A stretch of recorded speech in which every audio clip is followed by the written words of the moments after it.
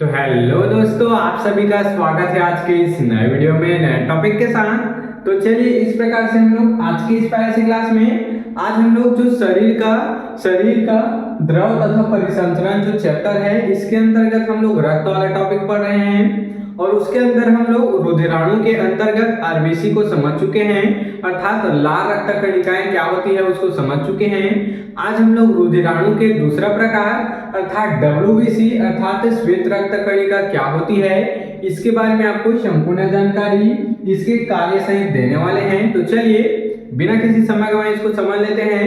अगर आप पिछले वाले वीडियो नहीं देखे हैं आरबीसी अर्थात रेड ब्लड सेल, तो उसको पहले जाकर देख लीजिए, फिर आप इसको देखेंगे तो आपको और भी आसानी से क्लियर हो जाएगा। तो चलिए रक्त के डब्ल्यूबीसी को समझ लेते हैं कि आखिर ये डब्ल्यूबीसी होता क्या है। तो श्वेत रक्त कणिकाएं देख सकते हैं, इसी को व्हाइट ब्लड सेल या फिर श्वेत रक्त कणिकाएं भी बोलते हैं। तो ये शरीर की प्रतिरक्षा प्रणाली की कोशिकाएं हैं। क्या बोला गया, ये जो डब्ल्यूबीसी है ये शरीर की प्रतिरक्षा प्रणाली की कोशिकाएं होती है। आगे समझेंगे, जो संक्रमण और बीमारियों से बचाती है। इसका मुख्य कार्य क्या है, हमारे खून में 45% भाग रुधिराणु को होता है जिसमें कुछ परसेंट भाग डब्ल्यूबीसी का भी है। तो क्या बोला गया, ये हमको क्या करता है, संक्रमण और बीमारियों से बचाता है। इस कारण इसको प्रतिरक्षा प्रणाली की कोशिकाएं भी कहते हैं। इतना बात क्लियर। इनकी संरचना में क्या बोला गया, इनकी संरचना में केंद्रक नहीं होता है। जो पिछला वाला केंद्रक इसमें होता है, देख सकते हैं जो पिछला वाला देखे थे आरबीसी रेड ब्लड सेल, उसमें केंद्रक नहीं होता था, जबकि ये जो डब्ल्यूबीसी है इसमें केंद्रक पाया जाता है। इस कारण जिससे ये क्या होते हैं, रंगहीन होते हैं। उनमें केंद्रक नहीं पाया जाता था और वो कैसे थे, वो लाल रंग के थे, जबकि इसमें क्या होता है, ये रंगहीन होते हैं। आगे पढ़ेंगे, इसका निर्माण अस्थिमज्जा में होता है। देख सकते हैं इसका जो निर्माण है वो अस्थिमज्जा में होता है, जैसे लाल रक्त कणिका में होता था, तो इसका निर्माण अस्थिमज्जा में होता है, बोन मैरो में होता है, तथा इसकी जो मृत्यु है वो रक्त में हो जाती है। आरबीसी की मृत्यु किस में होती थी, प्लीहा में होती थी। पिछले वाले वीडियो में क्लियर किए थे। आज की ये जो टॉपिक है डब्ल्यूबीसी, इसका मृत्यु कहाँ पर होता है, इसका मृत्यु रक्त में ही हो जाता है, जबकि आरबीसी का मृत्यु प्लीहा में होता है। आप जब वो वाला टॉपिक को पहले देख ले रहेंगे तब इसको देखेंगे तो आपको कंपैरिजन सहित समझ में आ जाएगा और याद भी हो जाएगा। क्या है, इसमें केंद्रक होता है, उसमें केंद्रक नहीं था। ये रंगहीन होते हैं, वो रंग वाले होते हैं। इसका निर्माण अस्थिमज्जा में होता है, उसका भी होता था, और इसका मृत्यु रक्त में हो जाता है, जबकि उसका आरबीसी का मृत्यु प्लीहा में होता था। आगे बढ़ेंगे, तथा इसका जीवन काल 2 से 4 दिन या फिर 13 से 20 दिन तक होता है। किसी बुक में 2 से 4 दिन दिखाई देगा, कहीं पर से 13 से 20 दिन दिखाई देता है।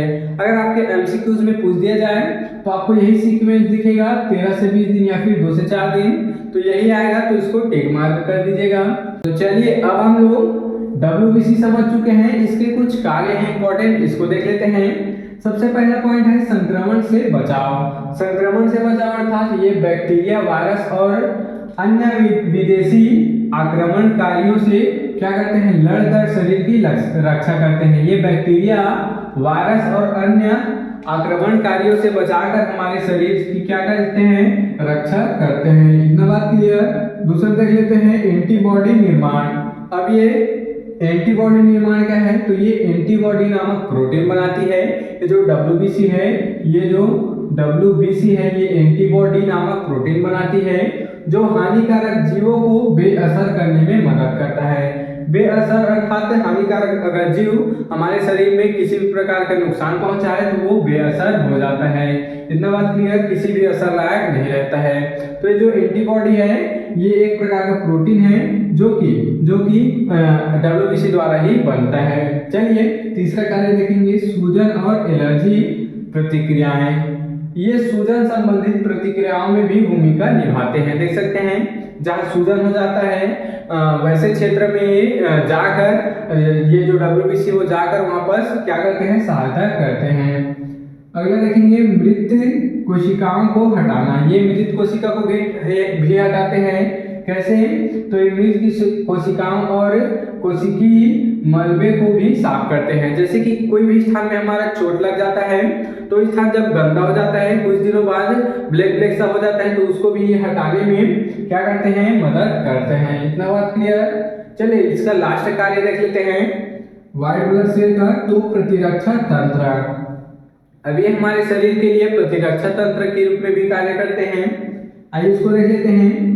यह हमारे शरीर में प्रतिरक्षी तंत्र को मजबूत बनाते हैं और रंगों से सुरक्षा भी प्रदान करते हैं। किसी भी प्रकार का रंग, हानिकारक रंगों से भी ये हमें सुरक्षा प्रदान करते हैं, क्योंकि ये हमारे प्रतिरक्षी तंत्र के रूप में कार्य करते हैं या फिर उसको और भी मजबूत बनाते हैं। इतना बात की है। तो चलिए हम लोग आज के इस प्यारे से क्लास में रुधिराणु के अंतर्गत WBC भी समझ चुके हैं, तो आप इसके स्क्रीनशॉट यहाँ पर ले सकते हैं।